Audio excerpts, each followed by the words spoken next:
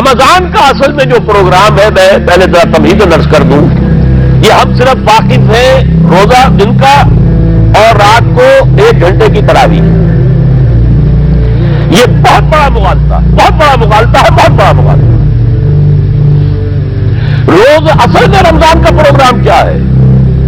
دن بھر کا روزہ اور رات کے اکثر حصے کو قرآن کے ساتھ لے کر جاگنا. لیکن حکمت خداوندی نے پہلے حصے کو تو فرض کیا ہے، دوسرے کو فرض نہیں کیا، اس کو ترغیب اور تشویق پر چھوڑ دیا ہے. لیکن اس کی جو اہمیت ہے میں چاہتا ہوں کہ پہلے اچھی طرح اس کو سمجھ لیں آپ. دیکھیے پہلی حدیث اس میں ہے سلمان الفارسی رضی اللہ تعالی عنہ قال خطبنا رسول اللہ صلی اللہ علیہ وسلم فی آخر یوم من شعبان. حضرت سلمان فارسی سے مروی ہے، انہوں نے فرمایا کہ خطبہ ارشاد فرمایا ہمیں اللہ کے رسول نے صلی اللہ علیہ وسلم شعبان کے آخری دن. فقال، آپ نے ارشاد فرمایا، یہ خطبہ طویل ہے، میں نے صرف شروع کے چند جملے یہاں نقل کیے ہیں. یا ایھا الناس قد اظلکم شہر عظیم. اے لوگوں، تم پر ایک بہت عظمتوں والا مہینہ سایہ فگن ہو گیا ہے. دیکھیے سایہ فگن سے وہ انگریزی کا محاورہ آپ کے ذہن میں آنا چاہیے. Coming events cast their shadows before. ابھی رمضان شروع نہیں ہوا ہے، شعبان کا آخری دن ہے، تو وہ کمنگ ایونٹ جو ہے رمضان مبارک، اس کا سایہ آ گیا ہے تم پر. اس لیے حضور نے وہ لفظ استعمال کیا قد اظلکم. ظلال کہتے سائے کو. قد اظلکم شہر عظیم، بڑی عظمت والا مہینہ ہے.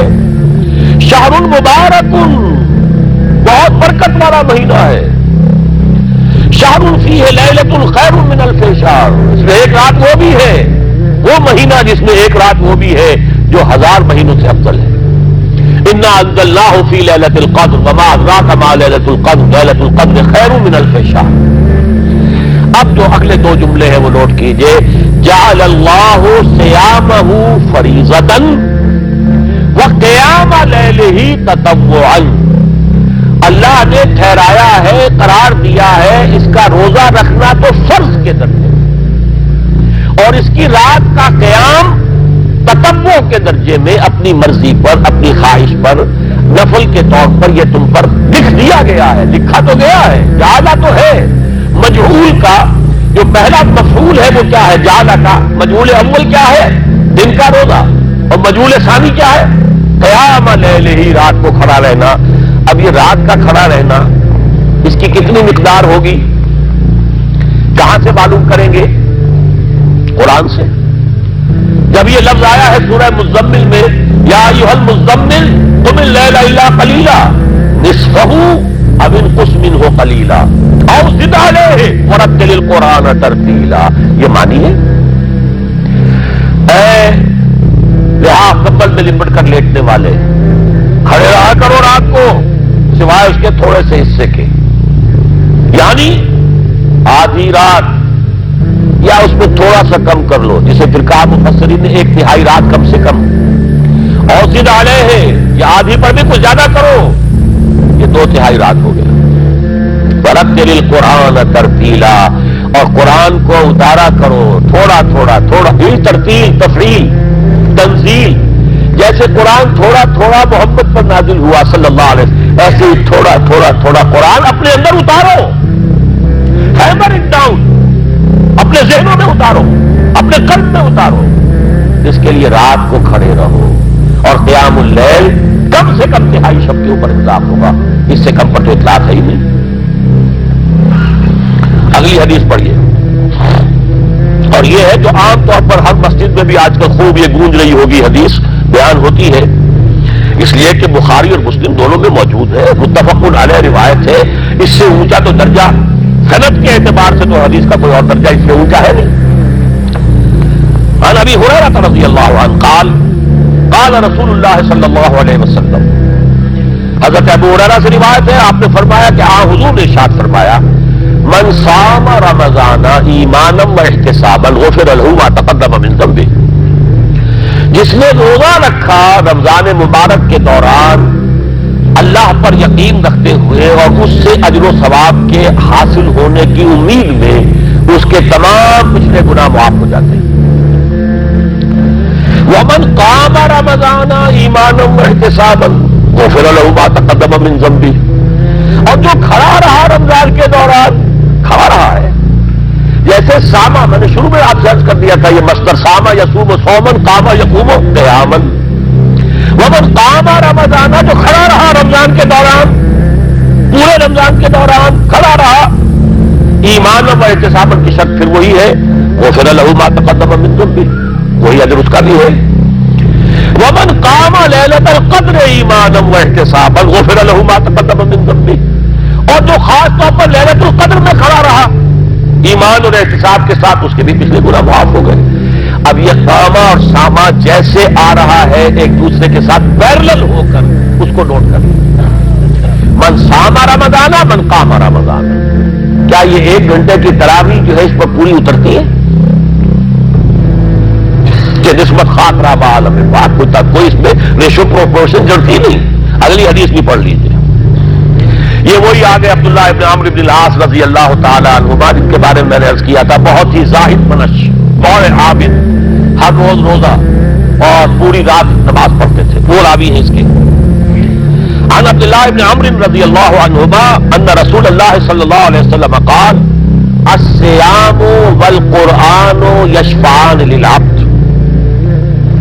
روزہ اور قرآن دونوں بندے کے حق میں شفاعت کریں گے۔ یقول الصیام، روزہ یہ کہے گا اے رب، اے پروردگار، انی منعتہ الطعام والشہوات بالنہار، میں نے تیرے اس بندے کو روکے رکھا کھانے پینے سے اور شہوت سے دن کے وقت، فشفینی فی، میری وجہ سے روکا رہا، یہ کھانے کو اچھے سے اچھے جو ہے وہ موجود تھے کھانے، اور پینے کے لیے اعلیٰ سے اعلیٰ مشروب تھے، یہ رکا رہا میری وجہ سے کہ روزہ رکھا ہوا تھا، اور جیسا میں نے کہا منکوحہ بیوی موجود تھی لیکن رکا رہا، تھامے رکھا اس نے اپنے آپ کو میری وجہ سے، تو میری شفاعت اس کے حق میں قبول فرما۔ وَيَقُولُ الْقُرْآنُ، اور قرآن یہ کہے گا مَنَعْتُهُ النَّوْمَ بِاللَّيْلِ، میں نے اسے روکا رکھا رات کو سونے سے، فَشَفِّعْنِي فِيهِ، تو پروردگار میری شفاعت اس کے حق میں قبول فرما، فَيُشَفَّعَانِ، تو ان دونوں کی شفاعت قبول کی جائے گی۔ سوال یہ ہے کہ کیا روزہ 1 گھنٹے کا یا 2 گھنٹے کا ہے؟ تو یہ قیام جو ہے یہ 1 گھنٹے کا کیسے ہو گیا؟ تو میں نے پہلے کوشچن مارک آپ کے ذہن میں کھڑا کر دیا، اب جواب سنیے اس کا۔ جواب یہ ہے کہ اس کو اللہ تعالیٰ کی حکمت یہ تھی کہ اسے فرض نہ کیا جائے، اس کو معلوم ہے۔ عَلِمَ أَنَّ سَيَكُونُ مِنكُم مَّرْضَىٰ وَآخَرُونَ يَضْرِبُونَ فِي الْأَرْضِ يَبْتَغُونَ مِن فَضْلِ اللَّهِ وَآخَرُونَ، اللہ کے علم میں ہے میرے کچھ بندے ہوں گے بیچارے غریب مزدور، دن پر مشقت کریں گے، محنت کریں گے، وہ روزہ ہی رکھ لیں، بہت بڑی بات ہے، بہت بڑی بات ہے۔ رات بھر کا قیام کیسے کریں گے؟ 2/3 رات کیسے کرے جائیں گے؟ آدھی شب کیسے ممکن ہے؟ لہٰذا فرض نہیں کیا، حضور نے بھی فرض نہیں کیا، نہ اس کو آپ نے لازم کیا، نہ اس کے لیے وہ زوردار جو لوگوں سے کہا کہ ضرور پڑھو، چھوڑ دیا پڑھو، اور سب لوگ پڑھتے تھے اپنے طور پر۔ اب یہ کہ کوئی آدھی رات کھڑا ہے، کوئی 1/3 رات ہے، کوئی پوری رات ہے، اللہ کے بندے۔ لیکن 3 دن حضور نے یہ باجماعت نماز پڑھا دی، لیکن پڑھائی ہے وہ تہجد کے وقت، یعنی لوگ رات کے وقت جو بھی ہے کھڑے ہیں، جاگ رہے ہیں، قرآن پڑھ رہے ہیں، لیکن یہ کہ خاص تہجد کے وقت آپ اپنے حجرے سے برآمد ہوئے تو لوگ جمع ہو گئے، آپ کے گرد جمع ہو گئے۔ آپ نے 3 دن یہ 8 رکعتیں جو تہجد کی حضور کی ہوتی تھی، وہ آپ نے 8 رکعتیں پڑھائی باجماعت، لیکن وہ وقت تہجد کا تھا، یہ نوٹ کر لیجیے۔ 4تھے دن بھی صحابہ منتظر رہے، جب حضور برآمد ہوں گے تشریف لائیں گے، نہیں آ رہے حضور، تو کچھ کھگار بھی رہے ہیں، کہیں پتہ نہیں حضور کہیں اونگ نہ آ گئی ہو تو ہماری آوازوں سے جاگ جائیں، پھر بھی نہیں آئے حضور۔ اگلے روز آپ نے فرمایا کہ میں جان بوجھ کر نہیں آیا، میں اگر یہ متواتر تمہیں پڑھاؤں گا تو یہ تم پر فرض ہو جائے گی۔ یہ ہے وہ رافت اور رحمت، بالمومنین رؤوف الرحیم، جو اللہ تعالیٰ کی شان ہے رحمان الرحیم ہونے کی، بالمومنین رؤوف الرحیم، یہ محمد الرسول اللہ کی ہے، تم پر یہ سختی جو ہے یہ تمہارے لیے قابل برداشت نہیں ہوگی، لہذا میں نے یہ 3 دن صرف پڑھائی ہے، اگر مسلسل پڑھاتا تو فرض ہو جاتا۔ یہاں تک تو ہے حکمت نبوی کا معاملہ، اب آیا حکمت صحابی یا حکمت خلیفہ راشد۔ یہی معاملہ رہا حضور کی حیات طیبہ کے دوران، یہی حضرت ابوبکر رضی اللہ تعالیٰ عنہ کی خلافت کے دوران، یہی حضرت عمر کا بھی ابتدائی دور، لیکن دور خلافت عمر فاروق کے دوران یہ واقعہ آیا کہ حضرت عمر داخل ہوئے مسجد میں، دیکھا رات کے وقت ابھی کوئی باجماعت تراویح کا کوئی انتظام نہیں تھا. آپ نے دیکھا کچھ لوگ مسجد کے اس کونے میں کھڑے ہیں, ایک حافظ ہے, ساتھے تو حافظ نہیں ہوتے تھے نا, تو کوئی حافظ ادھر, انہوں نے 5 6 7 8 آدمیوں نے کسی حافظ سے گزارش کی, وہ قرآن سنا رہا, وہ کھڑے سن رہے. کوئی دوسرے کونے میں ایک دم گٹا ہے کہ تیسری طرف ہے, کہیں ہے, ٹولیوں کے اندر لوگ جو ہے وہ قیام اللیل کا حق ادا کر رہے ہیں. آپ نے فرمایا کیا ہی بہتر ہو کہ یہ سب جمع ہو جائے کہ امام کے پیچھے, اور پھر یہ کہ اسے عشاء کے ساتھ متصل رکھ دے, تاکہ جس کو کہتے ہیں عربی میں ما لا یترک کلہ لا یترک کلہ, اگر کوئی شے کل کی کل حاصل نہیں ہو سکتی تو کوئی شخص بھی مسلمان بالکل محروم نہ رہ جائے, کم سے کم یہ 20 رکعت تراویح تو پڑھے اور قرآن سن لے, تاکہ کسی نہ کسی درجے میں تو اس کا بھی حصہ ہو جائے اس کی برکات میں سے. یہ ہے حکمت حضرت عمر فاروق کے فیصلے کی. اور چونکہ حضور نے فرمایا علیکم بسنتی و سنت الخلفاء الراشدین المہدیین, تم پر لازم ہے کہ میری سنت کو اور میرے خلفاء راشدین کی سنت کو مضبوطی سے پکڑو. یہ وجہ ہے کہ فقہاء اربعہ جو ہیں ہمارے, وہ سب کے سب اس کو واجب کے درجے میں رکھتے ہیں, اس لیے کہ یہ فیصلہ حضرت عمر کا ہے, عمر خلیفہ راشد ہیں رضی اللہ تعالی عنہ. لہذا یہ نظام بن گیا تراویح کا. اب میں اس کی نفی نہیں کر رہا, لیکن جو شخص سمجھتا ہے کہ اس سے اصل حکمت اور غرض و غایت پوری ہو گئی, وہ مغالطے میں مبتلا ہے. یہ تو علی الاقل کم سے کم اس درجے میں کہ ہر مسلمان کم سے کم اس درجے تک تو جو ہے وہ کچھ نہ کچھ حظ حاصل کر ہی لے, اور وہ اس سے محروم نہ ہو بالکل ہی. ما لا یدرک کلہ لا یدرک کلہ, اس درجے میں حضرت عمر کا فیصلہ ہے, اور اسی کی وجہ سے ہمارے خلفاء, ہمارے جو ائمہ اربعہ انہوں نے قبول کیا ہے. اور یہی اس مسئلے کا حل ہو جائے گا. جو اہل حدیث حضرات اس کے اوپر جو ہے چیلنج بھی شائع کرتے ہیں, کوئی ثابت کر دے حضور سے 20 رکعتیں تو اب اتنے لاکھ, ہم بھی کہتے ہیں کہ حضور سے ثابت نہیں ہے, کون کہتا دعویٰ ہی نہیں. یہ تو حضرت عمر کا فیصلہ ہے, حضرت عمر کا فیصلہ, خلیفہ راشد کا فیصلہ, اس کو امت نے قبول کیا ہے, لہذا وہ نظام ہے, رہے گا. اور یہی جو ہے آپ کو معلوم ہے, حالانکہ یہاں اکثریت جو ہے وہاں پر وہ اہل حدیث حضرات کی ہے سعودی عرب میں, حرمین میں وہی 20 رکعت تراویح ہوتی ہے, اس لیے کہ وہ ان کا جو آفیشل مسلک ہے وہ مسلک حنبلی, حنفی نہیں ہے, تو حنبلی مسلک میں بھی یہی ہے, شافعی میں بھی یہی ہے, مالکی میں تو 36 تک کی روایتیں موجود ہیں, 36 رکعت. لیکن یہ ہے کہ یہ ہے وہ 20 رکعت تراویح کا معاملہ, اس کی نفی میری بات سے نہ سمجھ لیجیے گا, وہ ٹھیک ہے, حضرت عمر کا فیصلہ ہے. پھر یہ کہ یہ آسان ترین ہے کہ عشاء کے ساتھ ہی متصل پڑھ لی, اور آج تو ہماری نیند کا کوئی حصہ اس میں جاتا ہی نہیں, کون سوتا ہے اس سے پہلے سوال ہی پیدا نہیں ہوتا. لیکن یہ جو کہہ رہے ہیں کہ قرآن کہے گا میں نے اسے نیند سے روکے رکھا, اس کا حق کہاں ادا ہوا؟ اس کا حق تو ادا ہوگا کہ تہائی ورنہ نصف شب کے لگ بھگ آپ جاگے قرآن کے ساتھ. اب سمجھیے اس کی غرض و غایت کیا ہے. اگر قرآن رمضان کا یہ دوگنا پروگرام سامنے آ گیا, اصلاً جو مطلوب ہے دن بھر کا روزہ اور رات کے اکثر حصے کا کم سے کم نصف شب جو ہے اس میں جاگنا قرآن کے ساتھ, اب اس کی جو حکمت اور غرض و غایت ہے وہ بھی اب آپ 2 درجوں میں سمجھیے. رمضان کا اب 2 اچھا پروگرام, دن میں روزہ رکھو, اس روح کو مزمحل کرو, اس روح کو مزمحل کرو گے, اس میں جسم کو مزمحل کرو گے, حیوانی وجود کو, تو ہی اس روح کو کچھ ریلیف ملے گا. بھاری بوجھ کسی کے قدموں میں پڑا ہوا ہے, وہ کیسے اوپر اٹھے گا؟ ذرا اس کے نیچے جو وزن ہے, لنگر بھاری ہے, جہاز کا کیسے چلے گا؟ لنگر تو اٹھاؤ. تو اس طریقے سے وہ ذرا بوجھ سے اس کو تھوڑا سا ریلیف دو, رات کو کھڑے ہو جاؤ. اب اپنی روح پر نازل کرو اللہ کے کلام کو.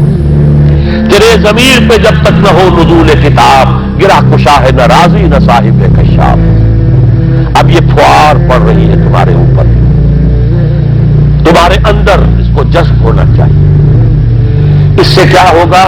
روح کو تقویت حاصل ہوگی.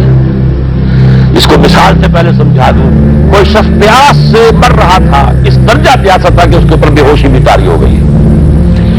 کوئی شخص آیا, اس نے پہلے اس کو پانی کے چھینٹے دیے, کچھ ہوش میں آیا, اب اسے پانی کا کوئی کٹورا لگا دیا اس کے منہ سے. پانی کے ایک گھونٹ کی جو لذت اسے اس وقت محسوس ہوگی, کیا کبھی زندگی میں کسی کو محسوس ہو سکتی؟ یہ پانی کتنی بڑی قیمت ہے, قیمتی شے ہے. یہ تو اسی سے پوچھے جسے شخص پیاس لگی تھی اور پیاس کی وجہ سے بے ہوش ہو گیا. اسے پانی کا ایک گھونٹ، جیسے کہ آپ تصور کر سکتے ہیں پیاس سے کوئی مر رہا ہو بادشاہ، وہ اپنی پوری سلطنت دے دے گا، مجھے ایک کٹورا پانی دے دو، بابا لو سلطنت دے، جان سے جا رہا ہوں میں تو۔ اس وقت پانی کی قدر و قیمت معلوم ہوگی۔ آپ کی روح بے ہوش، آپ نے روزہ رکھ کر اسے کوئی تھوڑا سا ریلیف دیا، چھینٹے ڈالے، اب رات کو آپ نے یہ آب حیات ماء مبارکہ، دیکھیے مبارک قلم دو چیزوں کے ساتھ قرآن میں ہے، ماء مبارکہ، بارش جو آسمان سے اترتی ہے یہ پانی مبارک ہے، برکت کہتے ہیں اسے ہے جو کسی شے کی مخفی جو قوتیں ہیں انہیں اجاگر کر کے باہر لے آئے، یہ برکت ہے۔ زمین کے اندر روئیدگی ہے، بارش برسی اندر سے نکل آیا۔ اسی طرح کتاب مبارک، یہ کتاب مبارک ہے، یہ کتاب مبارک ہے، یہ تمہارے اندر سے تمہاری سوئی ہوئی روح کو بیدار کر کے پھر اسے غذا دیتی ہے۔ اب جب وہ قرآن کو پڑھے گا یا اس کو قرآن اس کے اندر جائے گا، اسے معلوم ہوگا اس سے بڑی کوئی نعمت نہیں۔ یہ ہے شکر جو پیدا ہوگا اب اس کی گہرائی کے، اس کے دل کی گہرائیوں میں۔ شکر کے معنی کیا ہے؟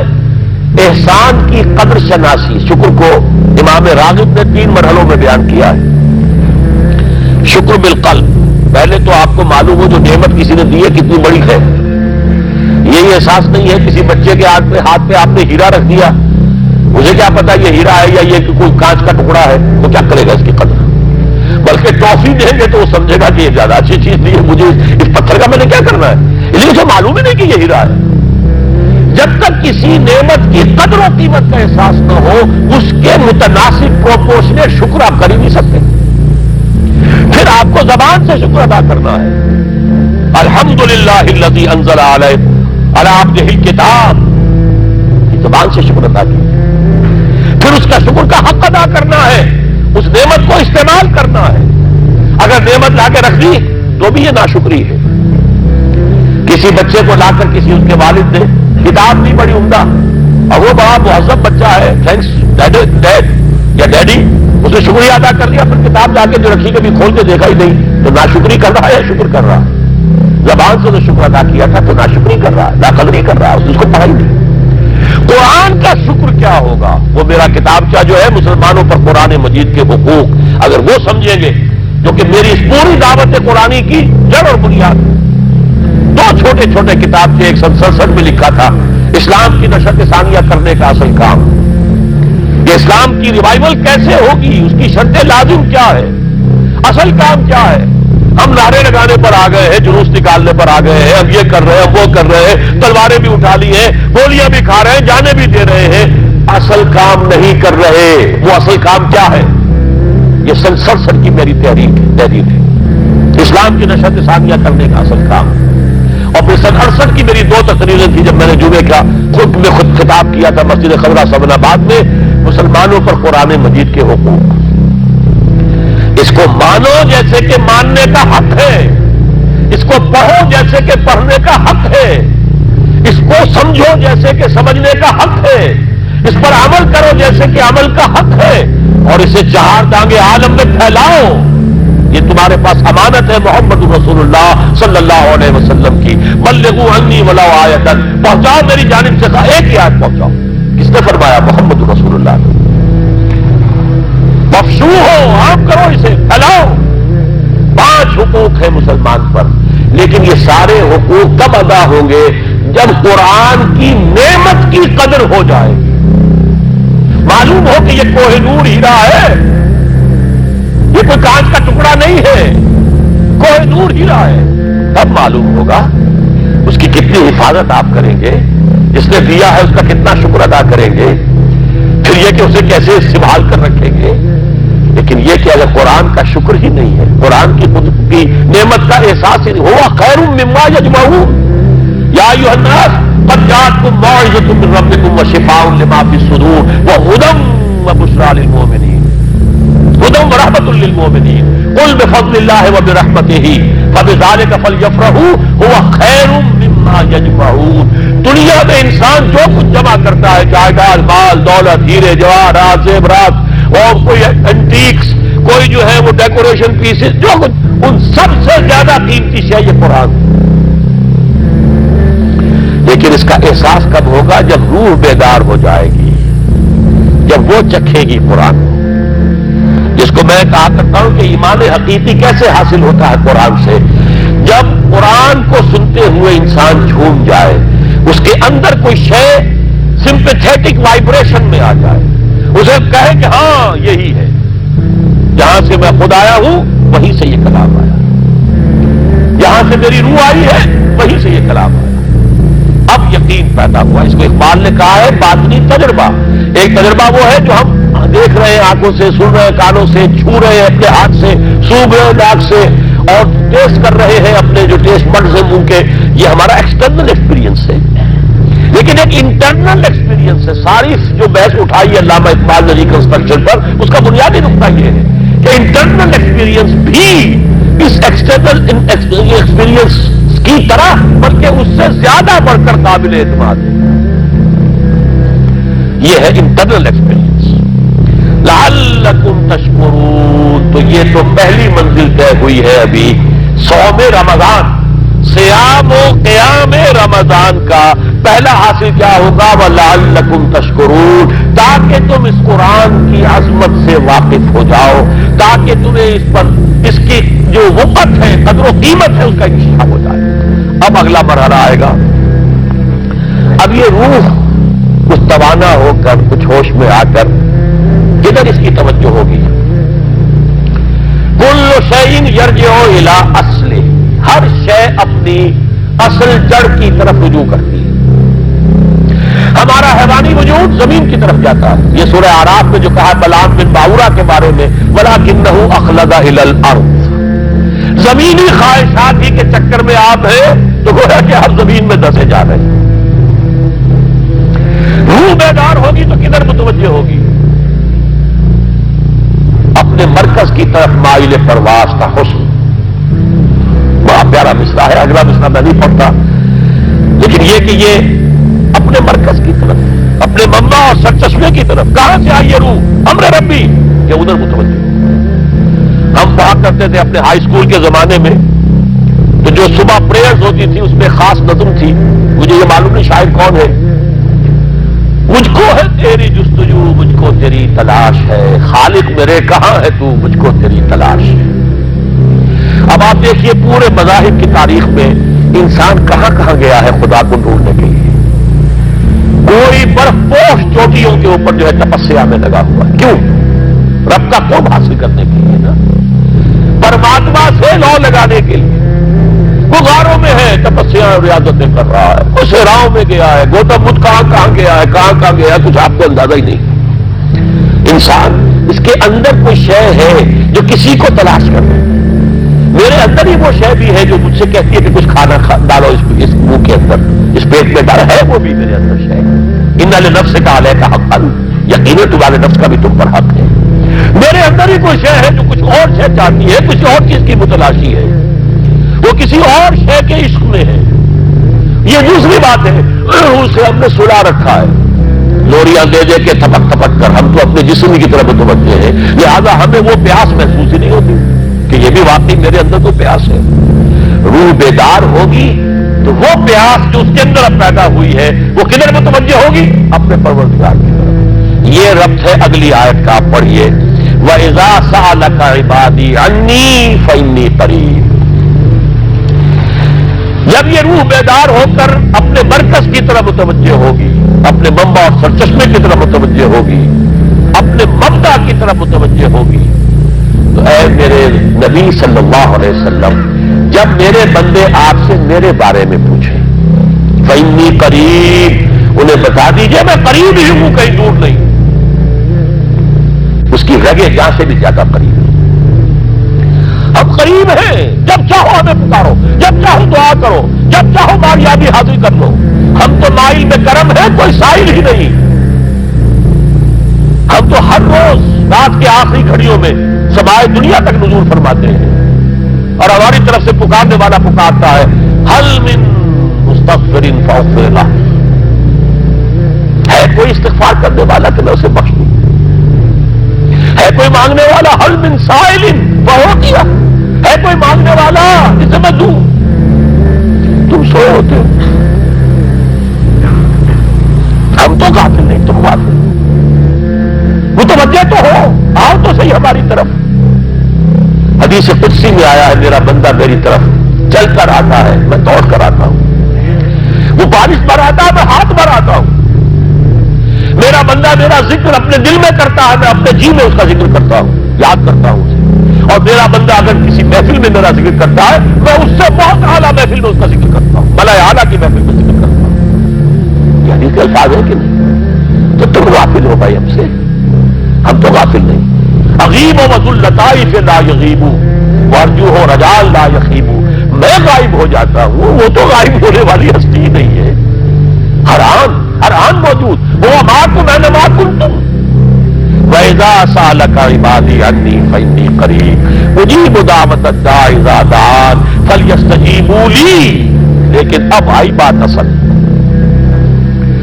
یہ دو طرفہ بات ہوگی، مجھ سے دعا کرو، کسی وقت کی پابندی نہیں، کسی جگہ کی پابندی نہیں، ناپاکی کی حالت میں ہو تب بھی دعا کر سکتے ہو، میری کتاب کو ہاتھ مت لگانا، مجھ سے دعا کر سکتے ہو، دعا میں کوئی پابندی نہیں، لیٹے مانگو بیٹھے مانگو، ناپاکی میں مانگو پاکی میں مانگو، جب چاہو مانگو مجھ سے، دعا میں کوئی خطر نہیں، اور جہاں پکارو گے there and then I will listen to you and I will grant your prayers. اجیبو جو ہے اجیبو دونوں مان، جواب دینا اور قبول کرنا، اجابت استجابت دونوں کا ایک ہی مفہوم ہے، جواب دینا اور قبول کرنا۔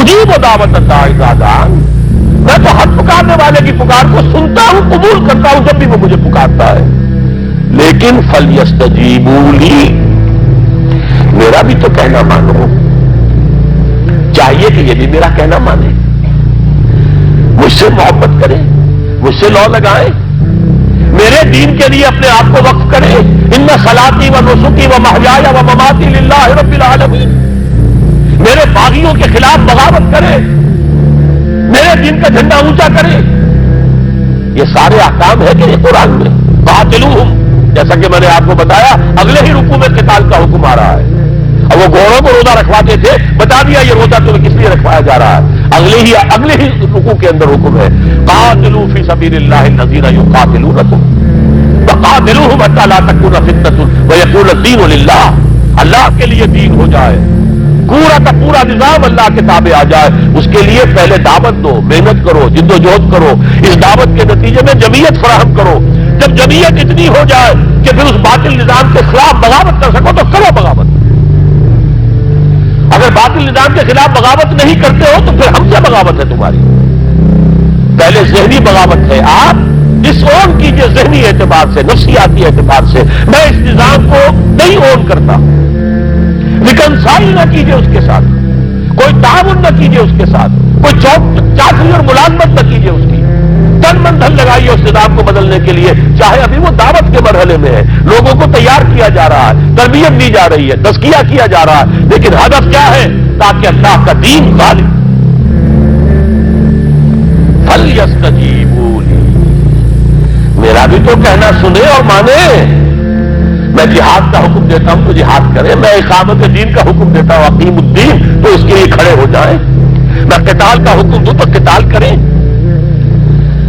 فَلْيَسْتَجِيبُوا لِي وَلْيُؤْمِنُوا بِي، اور مجھ پر ہی اپنا ایمان پختہ رکھیں، توکل کریں تو مجھ پر کریں، محبت کریں تو مجھ سے کریں، راضی رہے تو میری تقدیر پر راضی رہے، توکل ہو، راضی برضائے رب ہو، اطاعت ہو، جب تک یہ ساری چیزیں اللہ کے لیے نہ ہو جائیں، والذین آمنوا اشد حبا للہ، اصل میں تو مومن وہ ہوتے ہیں جو سب سے بڑھ کر شدید ترین محبت اللہ سے کرتے ہیں، قل ان کان آباؤکم وابناؤکم واخوانکم وازواجکم وعشیرتکم واموال اقترفتموها وتجارۃ تخشون کسادها ومساکن ترضونها احب الیکم من اللہ ورسولہ وجہاد فی سبیلہ فتربصوا حتی یاتی اللہ بامرہ واللہ لا یہدی القوم الفاسقین۔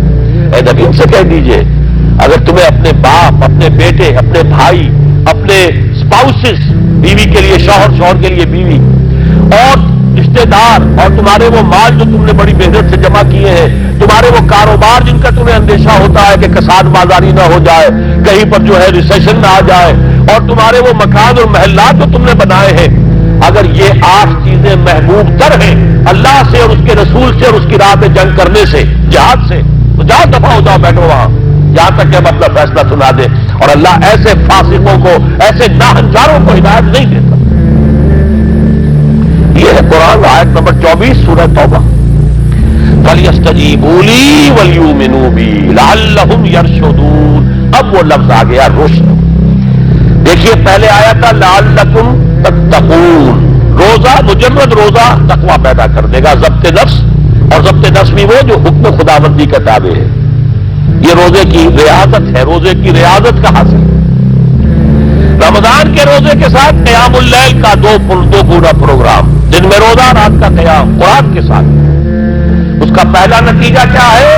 لعلکم تشکرون، تاکہ قرآن کی عظمت منکشف ہو جائے، قرآن کی قدر و قیمت سے تم آگاہ ہو جاؤ، تمہیں معلوم ہو جائے کتنی بڑی دولت ہے جو اللہ نے دی ہے.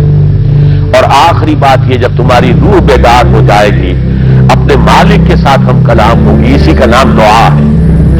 دعا ہے جس کے بارے میں حضور نے فرمایا الدعاء مخ العبادہ، یہ عبادت کا جوہر ہے. الدعاء هو العبادہ، دعا ہی تو اصل عبادت ہے. یہ دعا ہی تو ہمیں میسر نہیں ہے. 17 رکعتیں پڑھنی ہے ہم نے عشاء کی، لیکن اللہ کے ساتھ کوئی لوگ نہیں لگی. ادھر کی ادھر کی سوچیں آ رہی ہیں. 17 رکعتیں پڑھی ہو یا 7 پڑھی ہو 10 پڑھی ہو، آپ کو اجر ملے گا، لیکن آپ کو دعا نصیب نہیں ہوئی. دعا کب ہوتی ہے؟ بقول اقبال،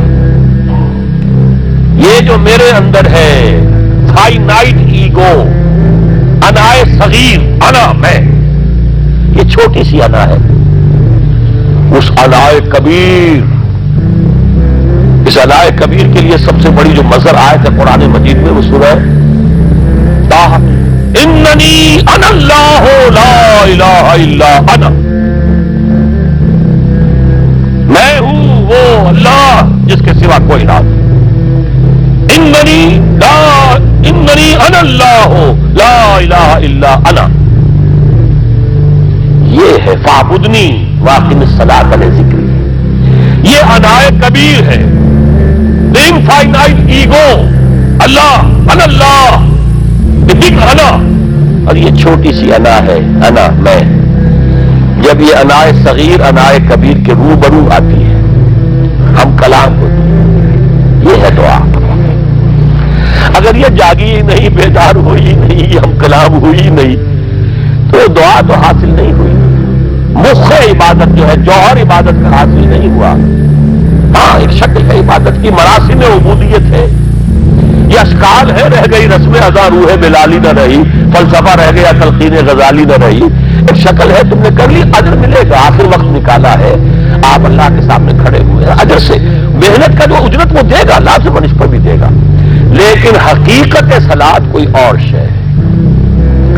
اسی لیے کہا محمد رسول اللہ صلی اللہ علیہ وسلم الصلاۃ معراج المومنین، اہل ایمان کے لیے یہ معراج کے درجے کی شے ہے. معراج میں مکالمہ ہوا تھا نا، التحیات للہ والصلوات والطیبات، یہ حضور نے فرمایا. السلام علیکم ایھا النبی ورحمۃ اللہ وبرکاتہ، کس نے کہا؟ اللہ نے فرمایا. السلام علینا وعلی عباد اللہ الصالحین، حضور نے فرمایا اس سلامتی میں تمام اللہ کے نیک بندوں کو شامل کر رہا ہوں. سلامتی مجھ پر بھی ہو اور تمام اللہ کے نیک. یہ مکالمہ ہے، مخاطبہ ہے. جب تک یہ مکالمے اور مخاطبے کی شکل نہیں، اگر وہ انائے صغیر جاگی ہی نہیں، سوئی ہوئی ہے، بے ہوش ہے، پڑی ہوئی ہے، سسک رہی ہے یا مر چکی ہے، روح مر بھی جاتی ہے. جسم زندہ ہے، روح مر چکی ہے. جسم جان کے ساتھ زندہ ہے، حیوان انسان زندہ ہے، انسان مر چکا ہے. اس لیے قرآن کہتا ہے نبی یہ مردہ ہے، اموات غیر احیاء. یہ نہیں سنتے ہیں، یہ آپ کو سمجھتے ہیں، آپ یہ بڑے غور سے سن رہے ہیں، نہیں سن رہے ہیں. یہ تو مردہ ہے، روحانی طور پر مردہ ہے، ان کی روح مر چکی ہے.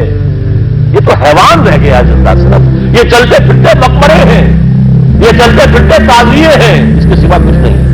یہ ابو جہل کون ہے اور ابو لہب کون ہے؟ یہ حیوان ابو جہل ہے اور حیوان ابو لہب ہے. ظاہر بات ہے کہ آنکھ تو کتے کی بھی ہے اور بلی کی بھی ہے، اور کان کتے کے بھی ہے، بلی کے بھی ہے. کتا بھی دیکھ کر گاڑی آ رہی ہے تو اپنے آپ کو بچاتا ہے، تم نے بچا لیا تو کون سا بڑا کمال کیا؟ وہ اندر کا انسان مر چکا ہے، یہ انسان اندر کا روحانی وجود یا مر چکا ہے یا سسک رہا ہے یا دبا ہوا ہے، بے ہوش ہے. یہ بیدار ہو اور ہم کلام ہو. افلاک سے آتا ہے نالوں کا جواب آخر، کرتے ہیں خطاب آخر، اٹھتے ہیں حجاب آخر. آتا ہے اللہ جواب دیتا ہے. اجیب دعوت الداعی اذا دعان. روحانی کان کھلے ہو تو تم جواب سنو گے، ان کانوں سے نہیں. وہی جب محمد پر آئی تھی ان کانوں سے نہیں آئی تھی، وہ دل پر اتری تھی براہ راست. فإنه نزله على قلبه. ان کانوں کا ان آنکھوں کا سوال نہیں ہے، وہ دل پر براہ روح ہے محمدی پر. یہ روح اسی لیے وہی کو بھی روح کہا گیا ہے، لانے والا بھی روح. اور روح الامین جس پر لایا گیا وہ بھی روح ہے محمدی، جس کا مسکن ہے قلب محمدی، اور جو لائی گئی وہ بھی روح ہے. وَكَذَلِكَ أَوْحَيْنَا إِلَيْكَ رُوحًا مِّنْ أَمْرِنَا. یہ قرآن ہم نے نازل کیا، ایک روح ہے اے محمد جو آپ پر نازل کیا ہے. مَا كُنْتَ تَدْرِي مَا الْكِتَابُ وَلَا الْإِيمَانُ. اس سے پہلے تو آپ کو کچھ پتہ نہیں تھا کتاب کیا، شریعت کیا، ایمان کیا. وَلَٰكِنْ جَعَلْنَاهُ نُورًا. ہم نے اس قرآن کو نور بنا کر آپ پر اتارا ہے. یہ ہے، اس کے لیے ہے اصل رشد. اب آخری لفظ آیا رشد. یہ گویا کہ جو مختلف الفاظ ہے قرآن میں، کامیاب، فائزون، اولئک هم الفائزون، ٹھیک ہے، فوز کامیابی تک پہنچنے والا، اولئک هم المفلحون یہ ایک اور لفظ ہے. لیکن راشدون یہ چوٹی کا لفظ ہے، اسی لیے صحابہ کے لیے آیا اولئک هم الراشدون سورہ الحجرات میں. اسی لیے انسانوں میں سے نبیوں کے بعد سب سے اونچے چوٹی کے انسان ابو بکر، عمر، عثمان، علی، ان کے لیے آیا خلفاء الراشدون. علیکم بسنتی وسنت الخلفاء الراشدین المہدیین. یہ رشد ہے، رشد تک پہنچنا ہے تو یہ کام ہے، اور یہ ہے اصل حاصل صیام و قیام رمضان کا. اولئک هم الراشدون. اللهم ربنا اجعلنا منهم، اللهم ربنا اجعلنا منهم، اللهم ربنا اجعلنا منهم.